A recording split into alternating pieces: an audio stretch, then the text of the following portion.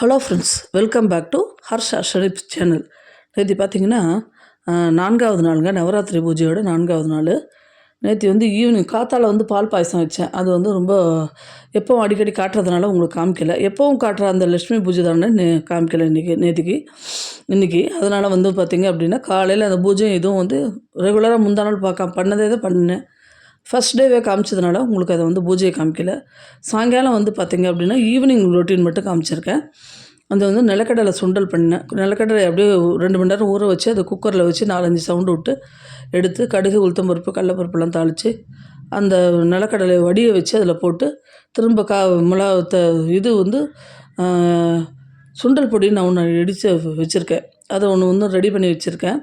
அது எப்படி பண்ணுறதுன்றதை நான் உங்களுக்கு அடுத்த இதில் போடுறேன். அடுத்த வீடியோவில் அந்த சுண்டல் பொடியை போட்டு உப்பு போட்டு கருவேப்பிலை எல்லாத்தையும் போட்டு தாளித்து கொட்டி இந்த சுண்டலையும் போட்டு ஒரு பெரட்டி எடுத்து வச்சுருக்கேன். ரொம்ப சூப்பராக நல்லா இருந்தது. பெருங்காய வாசனை அவ்வளோ நல்லா இருந்தது. அடுத்து பார்த்திங்கன்னா கிருத்திகாவோட ஃப்ரெண்ட்ஸ் சர்க்கிளில் நேற்று வந்திருந்தாங்க. எல்லோரும் வெத்தலை பாக்கு வாங்கிட்டாங்க வீட்டில். நேற்று நிறைய பேர் வெத்தலை பாக்கு வாங்கிட்டாங்க. ரொம்ப சந்தோஷமாக இருந்தது மனசுக்கு. பார்த்திங்கன்னா ஹர்ஷனோட கிருத்திகாவோட ஃப்ரெண்ட்ஸ்னால் எப்படி அப்படின்னா ஹர்ஷனோட படிக்கிற குட்டீஸோட அம்மாக்கள் அவங்க எல்லோரும் ஃப்ரெண்ட்ஸ் ஆகிட்டாங்க இப்போது. அதனால் அவங்களாம் வந்திருந்தாங்க. வெத்தலை பாக்கு வாங்கிட்டு நான் காலில் விழுந்து ஆசீர்வாதம் வாங்கிட்டாங்க. ரொம்ப சந்தோஷமாக இருந்து எல்லோரையும் ஆசீர்வாதம் பண்ணும்போது. அடுத்து இந்த இப்படியே நேத்திக்கு ரொட்டீன் இப்படி தான் போச்சு எங்களுக்கு. இப்படியே போகும்போது பார்த்திங்க அப்படின்னா ஈவினிங் டைமில் இந்த குட்டி சமக்கடம் எனக்கு தாங்கலை. அடுத்தது கிஃப்ட் ஐட்டம் பார்த்தோன்னா அது குழுவுக்கு வரவங்க ஒரு சில பேர் கிஃப்ட் வாங்கிட்டு வந்து தருவாங்க. அதில் பார்த்திங்கன்னா அந்த மாடு கன்று வாங்கிட்டு வந்திருக்காங்க, கோமாதாவும் அதோட கண்ணும். அடுத்தது பார்த்திங்க அப்படின்னா கிருஷ்ணர். இந்த கிருஷ்ணர் முகம் பார்த்திங்கன்னா அவ்வளோ லட்சணமாக அவ்வளோ நல்லா இருந்ததுங்க. மேலே அந்த தலையில் உள்ள அந்த கிரீடம், அடுத்தது அந்த குடம், இதெல்லாமே சூப்பராக இருந்தது.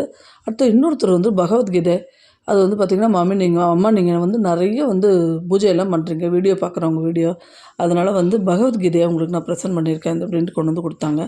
ரொம்ப சந்தோஷமாக இருந்தது எனக்கு மனசுக்கு. பகவத்கீதை புக்கு என்கிட்ட ஒன்று இருந்து வீடு மாற்றும் போது இங்கே திருச்சியிலேருந்து இங்கே வரும்போது எங்கே வச்சோன்னு தெரியல, அப்படியே ஷிஃப்ட் ஆகும்போது ஏதோ பழைய புக்ஸோட கட்டி பேப்பர் கார்னுக்கு போட்டோமா இல்லை மேலே போட்டோமா என்ன பண்ணோன்னு தெரியல. சில டைம் இப்படி தாங்க ஆகும். உங்களுக்கும் யாருக்காவது இந்த மாதிரி ஆயிருக்கான்றதை சொல்லுங்கள். ரொம்ப முக்கியமான முக்கியமான பொருள்லாம் எடுத்து வச்சுருப்போம். ஆனால் பத்திரமா எடுத்து வச்சு இது இறக்கணுன்னே எடுத்து வைக்கணும் அப்படின்னு நினைப்பேன். ஆனால் அது மட்டும் தான் டக்குன்னு காணாத போய்டும், எங்கேயாவது வச்சுடுவாங்க. அடுத்தது அந்த சாமான்கள்லாம் ஏற்றுறவங்க அது எங்கேயாவது மேலே போட்டுருவாங்க, கொண்டுவாங்க.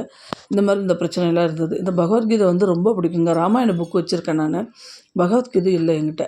அதனால் பூரா அந்த கீதாச்சாரம் ஃபுல்லாக ரொம்ப பிடிக்கும் கிருஷ்ணரோடது.